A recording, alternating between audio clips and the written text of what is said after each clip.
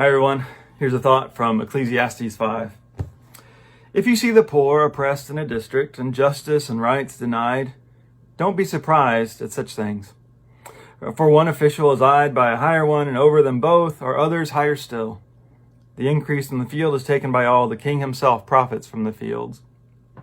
I don't know about you, but I get pretty tired of seeing all these stories on social media and the news of oppression, of how over and over people of color in our country are being abused and often having their lives taken from them for no reason. And he says there, don't be surprised. He's pretty cynical. He said, it's the bureaucracy. You have one leader over another, and so nobody's doing anything about it. Or even it says they're watching each other. That could be like they're keeping an eye out so nobody gets in trouble. For us, I think why the advice to not be surprised is important is, I think the surprise to some people is we thought we were past all this, right? Didn't we defeat racism in the 60s and in the last few years? Aren't we a colorblind society, right? No, we're not. You shouldn't be surprised that this kind of stuff is still happening. What we're seeing now is not new. As he said, there's nothing new under the sun.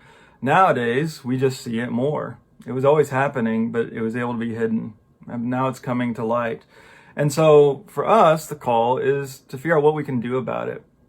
I think the first response is to be educated, to listen to those who are trying to tell stories about what they're really going through, right?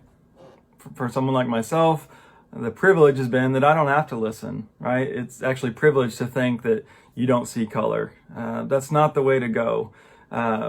No one can just say, I'm not racist. We all have to find ways to work against the assumptions and the biases that are usually subconscious, right? We're all dealing with these things. And so it's up to us to root them out and deal with them, bring them to light. So I'll post in the comments below some resources that have been helpful to me that others have recommended.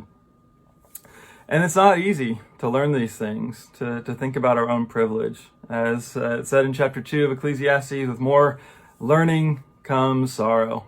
And so we've got to realize that there are ways that we've all been a part of these systems that keep certain people down, and then find what we can do to make this world a better place, to make it the just world that we want to live in. So that's my challenge to you. Blessings.